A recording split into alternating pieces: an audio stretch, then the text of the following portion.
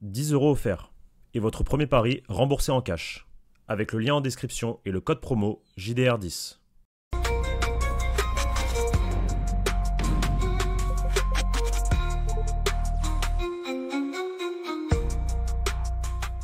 Bonjour à toutes et à tous et bienvenue sur la chaîne YouTube Journal du Real. Petite vidéo FAQ en ce dimanche d'ouverture de Coupe du Monde des clubs, même si le premier match a eu lieu dans la nuit.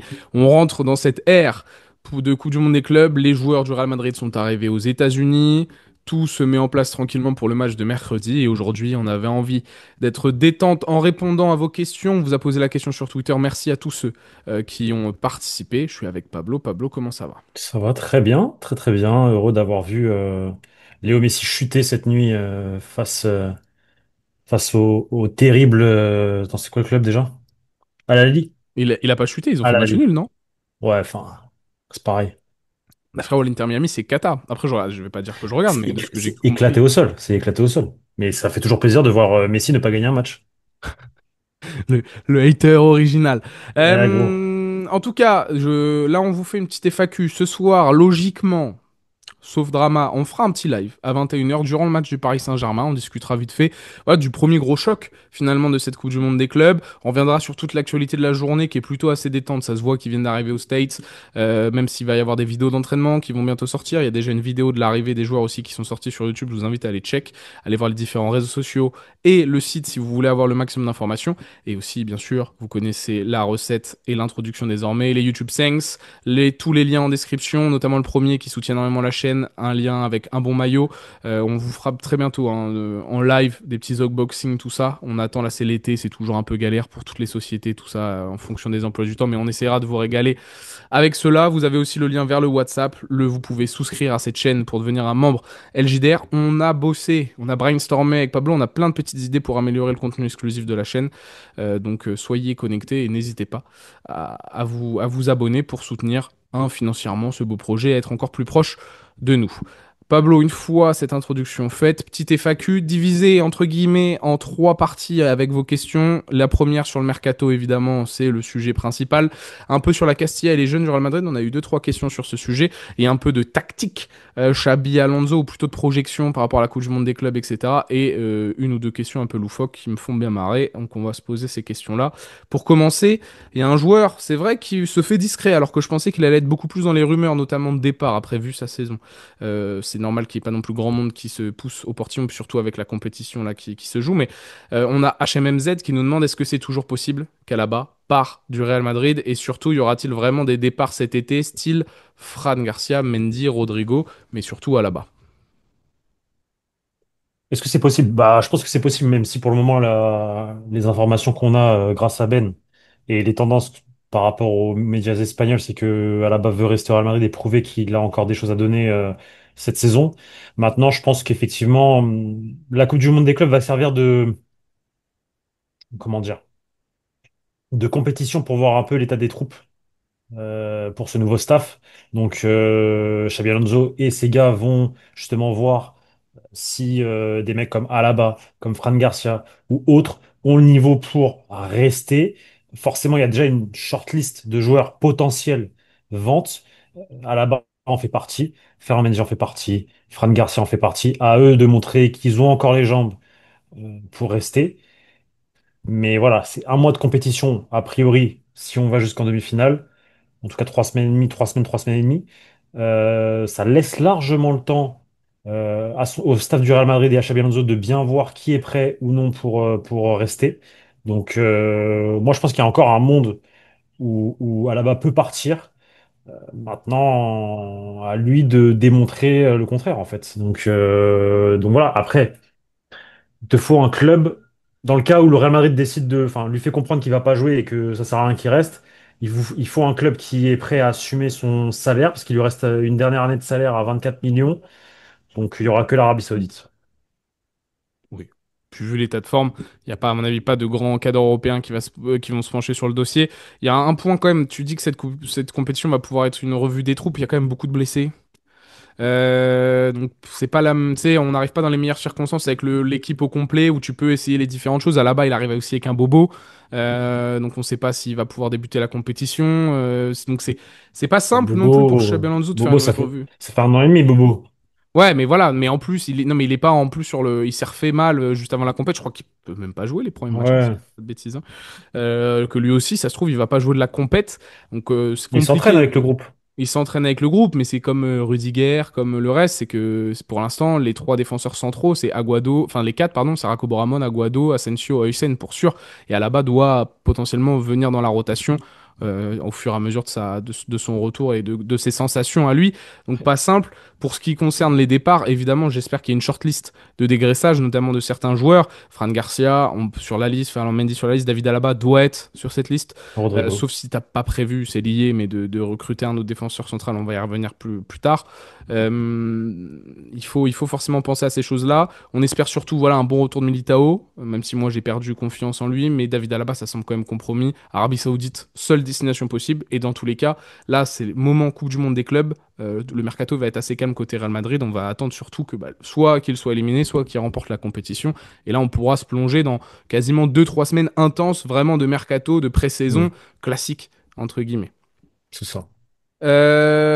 Tu penses, est-ce que vous pensez qu'on aura vraiment Carreras à la fin de la Coupe du Monde des clubs? Ouais, je pense qu'on va l'avoir.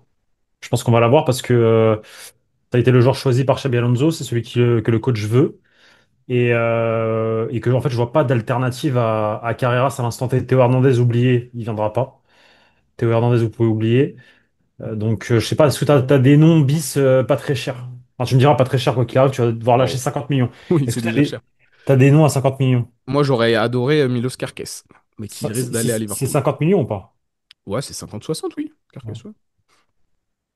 Ouais, et tu viens de réussir à faire un bon deal avec eux pour ASN, donc tu as potentiellement de bonnes relations avec le club. Et je crois que ça Ouais, finit à Liverpool. Hein. C'est très avancé avec voilà. Liverpool. Hein. Parce que Mais ça aurait été. Robertson part à l'Atlético de Madrid, Carques fait le chemin inverse. Grimaldo, sinon.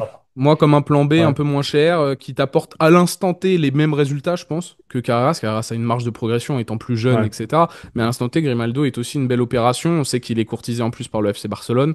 Il coûterait 15-20 millions. Il connaît très bien Xabi Alonso. Il coche énormément de cases, hein, Grimaldo. C'est pas ce mec. Je vais pas non plus changer Moi, de je peux vous discours. dire un truc sur Grimaldo, Vas-y. c'est que le joueur apprécierait un retour en Espagne et même s'il a été formé au Barça, jouer au Real, ça ne le dérangerait pas. Et je le sais.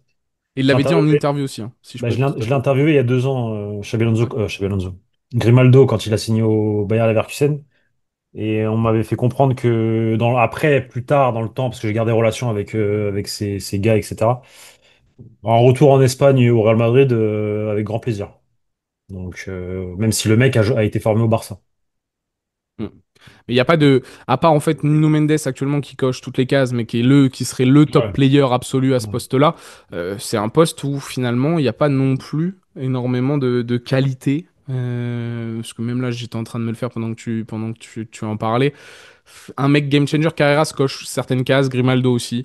Moi, je pense aussi que Carreras va se faire dans tous les cas. Maintenant, je le maintiens, c'est surpayé, hein, 50 millions. On se fait un peu avoir, comme on avait Ouais. déjà dit, la Ouais, je suis planification d'accord. sportive. On avait du Totalement d'accord. retard, on a été obligé d'agir précipitamment. C'est la seule piste valable aussi. Donc oui, mais je pense qu'il arrivera quand même au club. Mais moi, ce que j'aimerais bien, c'est de faire la doublette Carreras-Grimaldo. Hein. C'est de réussir à vendre Fran Garcia 20 millions, les 20 millions pour Grimaldo, Ce serait pas mal. réussir à se débarrasser de Ferland Mendy.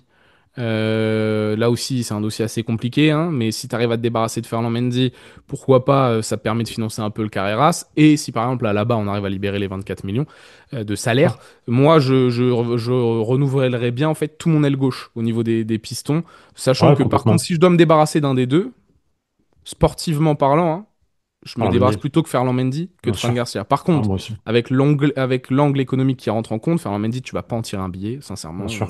Bien je pense sûr. pas. Fran Garcia, je pense qu'un club de première ligue, comme par exemple Bournemouth, peut très bien t'aller te le prendre à Ouais. 20-25, ce qui est plutôt Ouais, pas mal. ouais, ouais, complètement. Mais moi, je pense que, enfin, ça a été sorti déjà dans différents médias, dans The Athletic.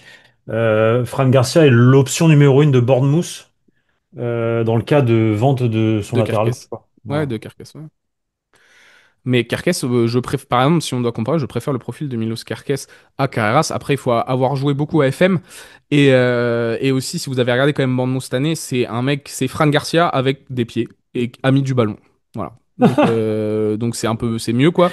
Donc c'est mieux, Carreras, quoi. on a une patte de velours aussi, mais moi Kerkez, c'est une dimension. Après, il est vraiment fait pour la première ligue, tu vois, Kerkez. C'est vraiment le latéral de première ligue qui peut répéter les efforts, qui peut être éliminé, prendre de vitesse. Carreras, il a peut-être aussi un peu plus le profil espagnol, Liga, bah, Ouais, de par sa nationalité aussi. Donc on ouais, j'ai peut capté. en discuter. Parlant Euh... de FM, on va bientôt lancer sur Twitch la section gaming. Ouais, frère, ouais, mais Ah, gros, mais mais pour gros, mais stream tu ça, tu sais que par verras. contre, il Mais faut un tu vrai verras. PC et tout, hein. Mais tu verras. Mais je parle pas de FM, là. Mais tous les jeux, Pablo. Tous les jeux. Il faut acheter une vraie T'inquiète pas, charte graphique. frère. Bref, on verra. Il faut rien. T'inquiète, t'inquiète, t'inquiète. Fais-moi Ouais, confiance. la chaîne gaming, journal du rage. FIFA Ultimate Team, frère. Bah, il y a que toi qui joues à ça, gros, hein. Moi et Médric. Ah bah. L'arrivée de, le- l'arrivée de Médric sur Twitch, ça va être pas mal. Quelle horreur. J'annonce. Quelle horreur. J'annonce. Et Laisse l'objectif, ce tomber. sera de créer une équipe légendaire Real Madrid, avec des joueurs actuels aussi. Bientôt une team e-sport. Parce que bon, Vinicius et Mbappé, je vais pas m'en en passer, hein. Je vais pas m'en en passer, hein, dans le jeu, je vous le dis. Si je veux gagner des matchs.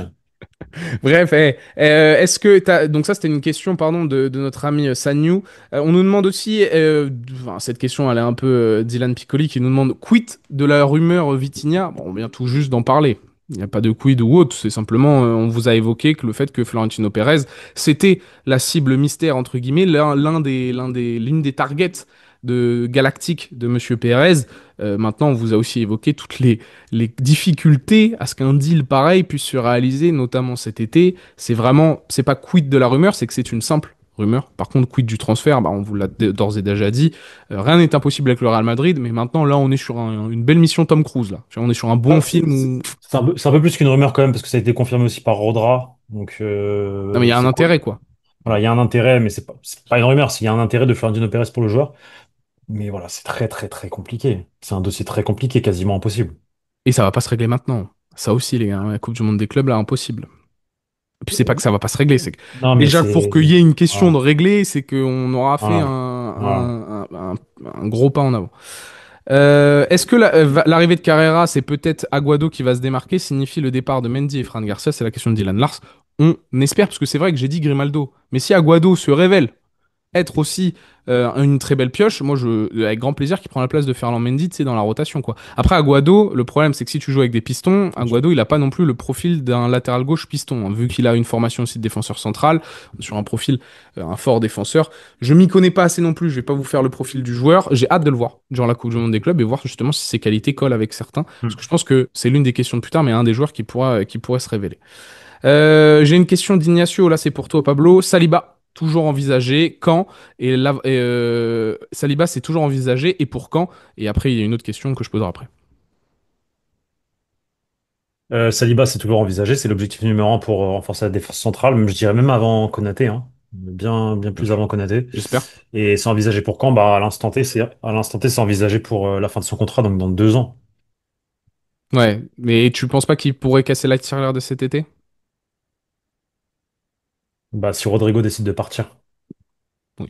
Tout est lié à notre ami brésilien. Et l'avant.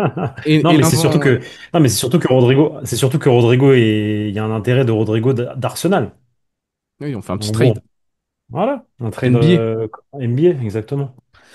D'ailleurs, c'est lié aussi, Younes qui nous demande possible de voir un autre central arriver dès cet été. Je pense que c'est possible. Je l'ai dit dans le direct Ouais. la dernière fois, je le dis souvent.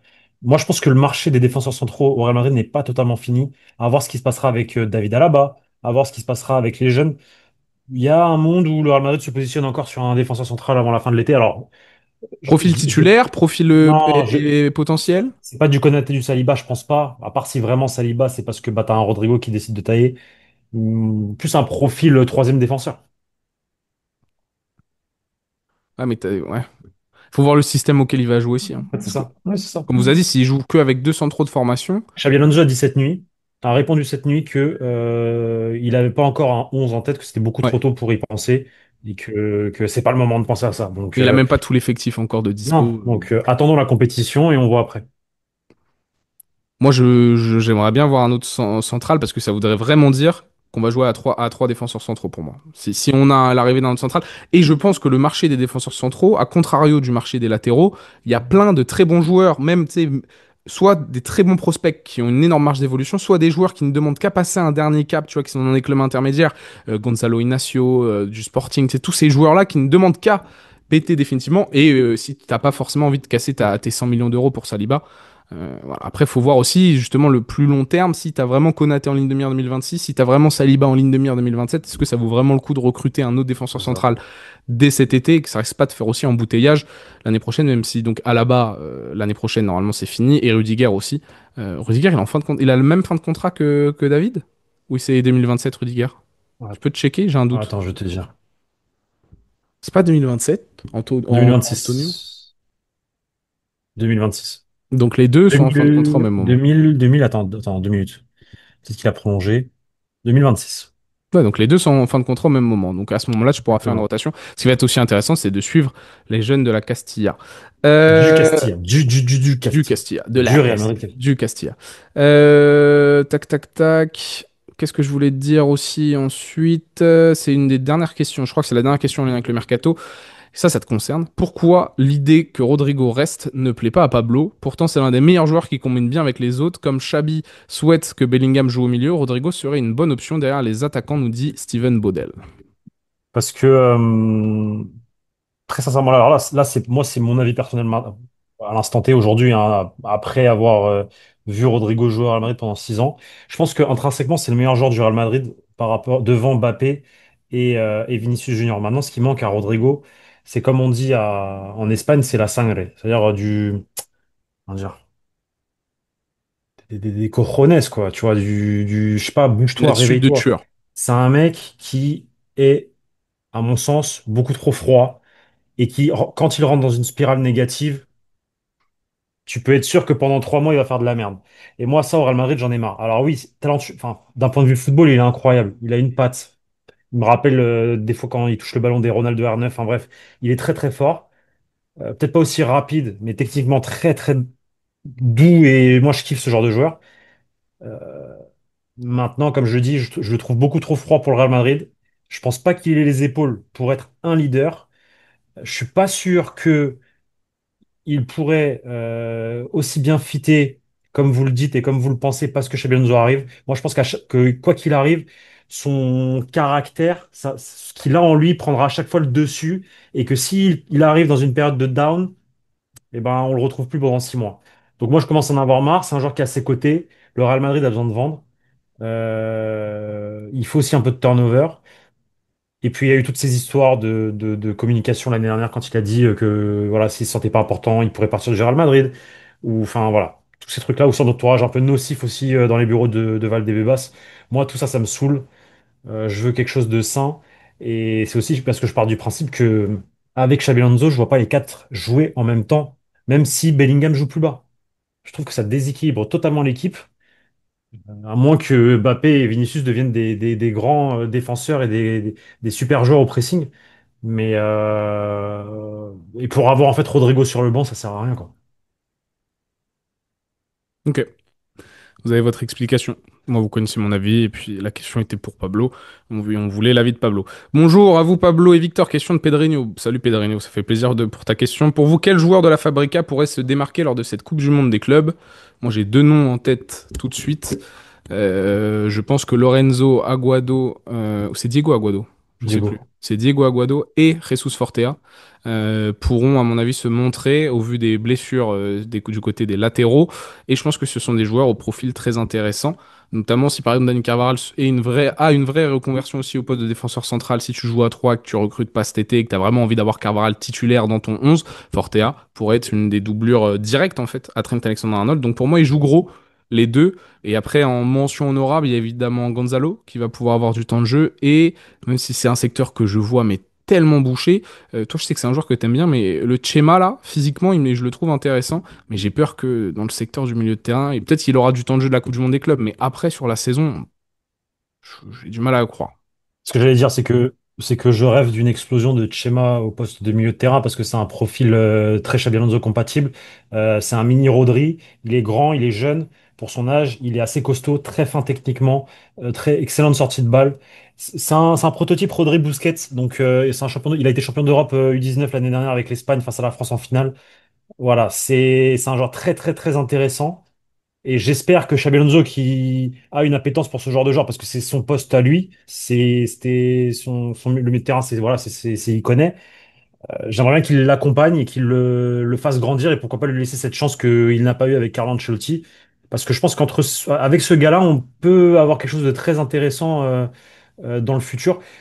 Pour vous donner un exemple, Marco Llorente avait explosé avec Santiago Solari. Bah, j'aimerais un peu la même chose avec ce gamin et Xabi Alonso. Même si c'est pas totalement le même profil, Marco Llorente est un profil beaucoup plus box-to-box. Chema, c'est vraiment plus voilà, je fais l'essuie-glace, je récupère, je lance, etc. Et je récupère et je récupère aussi des ballons parce que j'ai des grandes jambes, je sais bien me positionner, anticiper, etc. Non, c'est un profil vraiment intéressant. Il me rappelle Rodri, en moins fort forcément, mais et même lui, ça se voit que quand il joue, il est fan de Rodri parce qu'il met le short enfin le maillot dans le short comme Rodri, il le remonte au niveau non mais vraiment, ça se voit qu'il est fan de Rodri et il veut jouer comme Rodri. Donc moi, ça me hype, c'est un poste que je kiffe, le poste de numéro 6. Donc, j'aimerais bien que le gamin ait du temps de jeu là dans les 3 prochains matchs. Parce que bon, on joue contre des coiffeurs, faut le dire.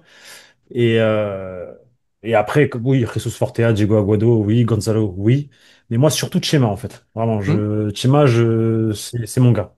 Moi, j'espère que durant cette Coupe du Monde des clubs, et aussi ça a un lien avec le mercato, que potentiellement Schema, s'il se révèle être performant et intéressant, en fait, Dani Ceballos, bye bye, prends ton billet de sortie, et Schema, il devient le sixième dans la rotation, donc il aura C'est un peu ça. de temps de C'est jeu, ça. et en fonction des blessures, etc. Et donc j'ai hâte Ça. de voir aussi, c'est vrai, c'est pour moi la seule Et je vais même te solution, dire un truc. et voilà, Je c'est vais ça. même te dire un truc. En termes de qualité de sortie de balle et de tranquillité et de je lève la tête, je regarde à droite, à gauche pour ressortir, avec de la confiance, avec de l'expérience et avec du temps, il peut être meilleur qu'un Camavinga ou Tchouaméni. Ça Dans va. cette parce que Tchouaméni et Camavinga, à mon sens, c'est pas leur qualité première. Ça. Je trouve qu'ils sont trop. T'en as un, il se précipite beaucoup trop, et l'autre, il a pas confiance en lui. Tu Hmm. captes? Donc, Non, mais c'est un profil c'est vraiment différent. sa qualité première à Tchema. Et s'il arrive vraiment à prendre confiance et que le coach lui fait confiance, ça peut être vraiment très intéressant. Et je pense que un mec comme Kaba pourrait le confirmer. Kaba, lui, qui est le fondateur du compte La Fabrica sur Twitter. Et notamment, il y a deux questions qui sont liées ensuite auxquelles on va répondre assez rapidement. Celle de Meka qui nous dit, hormis cette Coupe du Monde des clubs, est-ce que vous pensez que Xabi va piocher beaucoup plus dans la Castilla que ça n'a été fait cette saison avec Carlo Ancelotti? La réponse, je pense, est assez claire. Oui, notamment parce que le système de jeu de Xabi peut le demander, d'avoir de doublés, etc. C'est un joueur qui fait beaucoup confiance aux jeunes et qui fait beaucoup de rotation, beaucoup plus que Carlo Ancelotti. C'était même certaines critiques qu'il recevait lorsqu'il était entraîneur du Bayern. C'était de faire trop tourner à certains moments. Donc, je pense que oui, et c'est dans l'ADN du coach aussi d'entraîner des jeunes. Et toutes ces équipes avaient une moyenne d'âge assez basse. De toute façon, la Real Sociedad B, à l'époque, il avait pas trop le choix. Et même Bayer Leverkusen, il s'appuie sur ça. Donc, je me fais pas de soucis sur ça. Il va piocher un peu plus sur la Castilla. On verra. Par contre, ça dépendra aussi du recrutement, hein. Plus on rajoute des joueurs à l'effectif sans dégraisser, plus ça va être compliqué de faire jouer des jeunes sans avoir un vestiaire qui commence à te saouler. Donc, faudra pas non plus. Si on veut que les jeunes joueurs aient du temps de jeu, il faudra sans doute qu'il y ait des ventes aussi du côté du Real. Qu'en est-il du cas de Joan Martinez? Ça, c'est une question de Donald Olivier. Il monte en A ou il attend encore? Bah ça, il n'est pas du voyage parce que la blessure, etc. Mais Joan Martinez, ça fait partie des joueurs à surveiller Il pour y a une cette info année. d'As. Il y a une info de As par rapport à ça. C'est Tanguy qui nous l'a rappelé à l'instant, là, il y a quelques minutes. Il revient pas à pas. C'est pourquoi il n'est pas dans le groupe pour le mondial. Mais il va souvent s'entraîner cette saison avec l'équipe première et Xabi Alonso compte sur lui. Donc voilà, step by step avec Joan Martinez, il a une grosse, grosse blessure. Moi, je pense qu'on pourra commencer à voir Joan Martinez dès la Liga, en fait. Il va faire la pré-saison tranquille, après la Coupe du Monde des clubs. Il va être dans ce groupe-là de joueurs qui sera là parce que bah faut laisser les autres se reposer. Aussi parce qu'il y a un mondial des clubs et il faut leur laisser quelques semaines de vacances quand même pour couper. Et je pense qu'il pourra intégrer le groupe dès la première journée de Liga, moi. Très bien. Là, on passe plutôt sur le côté tactique. On va y répondre aussi assez rapidement parce qu'on en a déjà parlé en live. Je vous invite à aller regarder les rediffs. Mais la question de Sin Z qui nous demande quel 11 vous voyez contre Al Hilal mercredi en partant du principe qu'il y ait du turnover sur la phase de groupe vu l'adversité. Alors moi, je pense que justement contre Al Hilal, on risque d'avoir entre guillemets la meilleure équipe d'aligner avec les blessures et les retours de sélection. C'est-à-dire, je pense qu'on aura Courtois, Heusen, Asensio qui va être testé pour la première fois. Il y a de grandes chances qu'on ait Fran Garcia, ou je serais pas surpris qu'ils mettent Aguado. Après, Fran Garcia a participé à toute la préparation avec Xabi Alonso. Donc, on va dire que Fran Garcia tient plutôt la corde, mais je préférais voir Aguado. À droite, Trent Alexander-Arnold, ou peut-être Lucas Vasquez. Je serais pas surpris qu'il y ait Lucas Vasquez, sincèrement, et qu'il ne mette pas titulaire tout de Non, suite TAA. Attention, il vient juste de non, raver, hein. non, Il a que 3 ou 4 non, non, entraînements dans les non, pattes, hein. Ah, tu non, non, verras. non, Tu non, verras. non, non, Attention. non, non. Moi, je serais vraiment pas surpris par rapport à ça. Et par contre, ton Franchement, milieu de... franchement, si c'est ça, je te paye la pizza mercredi soir. Vas-y, vas-y. J'y Tu crois, vas... Bellec, j'y je te crois pas du dis. tout, gros. Attention, attention. Non, mais il y a un monde, mais franchement, je serais choqué, frère. Et je serais pas surpris, je pense que le milieu de terrain, on va être d'accord, toi et moi, Tchouaméni, Bellingham, Valverde. Je pense qu'on partirait sur ça Ouais, pour le premier match. Pour moi, il est important le premier match, quoi qu'il arrive, parce qu'il faut te mettre à l'abri rapidement. Il veut sans ouais, doute voir aussi son équipe. Il va pas commencer à me faire une équipe bizarre sur ce match-là. Pachuca, par exemple, on en discutera. Il y aura sûrement plus de turnover en fonction du résultat aussi contre Al Hilal. Et puis l'attaque, Rodrigo, Vini, enfin Rodrigo, Mbappé, Güler. Je pense que Vini va être sur le banc, vu qu'il rejoint les States là. Il vient mais tout juste d'arriver. pourquoi il serait sur le banc? Il a joué avec le Brésil, il est en forme. En Ouais, vrai. mais un peu de repos, un peu de repos. Rodrigo, il a fait toute la prépa. Mbappé va Après, jouer. Et il a eu du Güler. repos, là. Il s'est pas entraîné pendant 3 jours. Non, moi, je pense que Vini va jouer. Je pense que Vini va jouer, que Mbappé va jouer, que c'est Rodrigo qui va pas jouer. Ah, Rodrigo, il joue. Il a fait toute la Tu verras. prépa. Rodrigo, il joue. Titu. Arda Güler. Rodrigo, moi, c'est Vini sur le banc. Rodrigo, il joue. Non, Vini va jouer. Vini va Ah, jouer. Güler joue.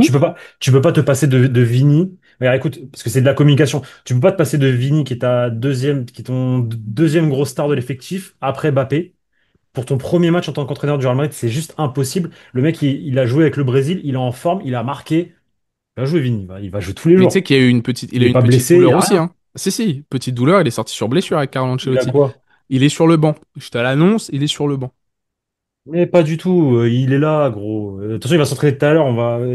Parce que pour rappel, à 16h30, il y a l'entraînement du Real Madrid, ouvert à la presse, donc 15 minutes d'entraînement, il sera là. Tu verras. Non, il va être là, il va être là. Moi, je dis Moi, Vini sur le banc. celui qui va pas jouer, c'est. Et on va commencer à. Ça va titrer le lendemain sur ça. Rodrigo, tout ça, je sais pas quoi. Vous verrez. Tu verras. Moi, je dis Ouais. Rodrigo Titu et Rodrigo Masterclass contre Al Hilal. Voilà. Non, on verra. Le poste de numéro 9 doit-il être une priorité où on reste avec Mbappé, Vini, Rodrigo et Hendrik? C'est lié mercato et un peu tactique.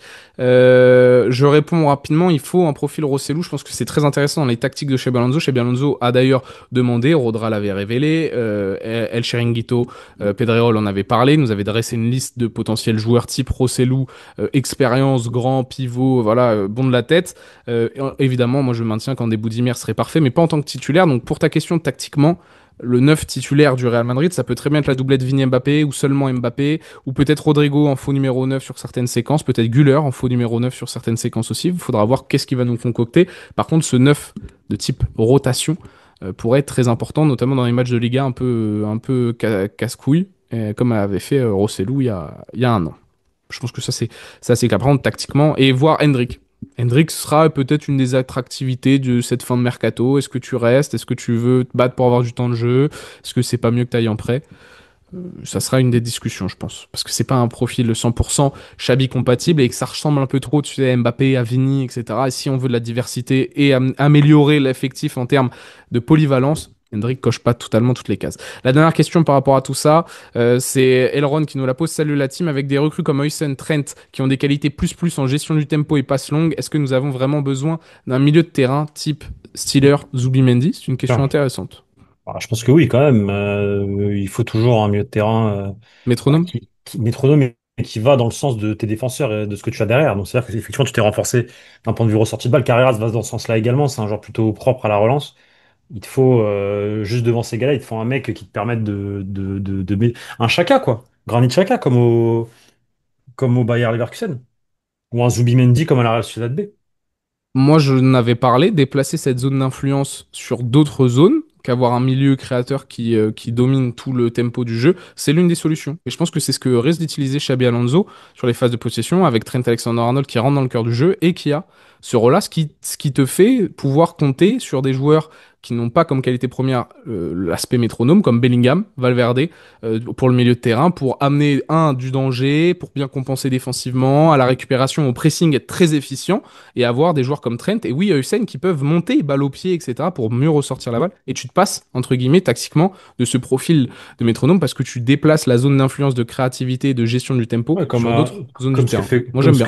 comme ce qu'a pu faire Guardiola avec John Klopp, Stones à une époque, comme ce que faisait Klopp avec quoi, avec Trent, non? Ou c'était ça, c'est que tes latéraux comme, étaient comme, numéro 10, comme et ce que peut, t'as... Voilà, vas-y, vas-y. comme ce qu'a pu faire Luis Enrique lors de sa première saison avec Achraf Hakimi, qui jouait dans l'axe, il rentrait dans l'axe. Ouais, Achraf mais pas Hakimi dans lui, cette mais c'était pas séquence. métronome, c'était pour amener de la densité, notamment. Densité, ouais, mais il avait le ballon, hein, il Ouais, rentrait. il touchait, Il touchait le mais ballon et il rentrait. En fait, c'était vraiment hybride de fou parce que je le voyais au Parc des Princes. Un coup, il rentrait au milieu de terrain et il faisait le jeu et il créait, etc. Et il apportait cette qualité de box-to-box, un peu comme Di Maria quand il a été positionné à ce poste-là. Et il te rentrait, il permettait de créer une opportunité dans l'axe. Ou alors, il prenait le couloir comme un bourrin et ça te permettait d'être une solution. Mais il alternait entre les deux. C'était vraiment assez impressionnant à voir.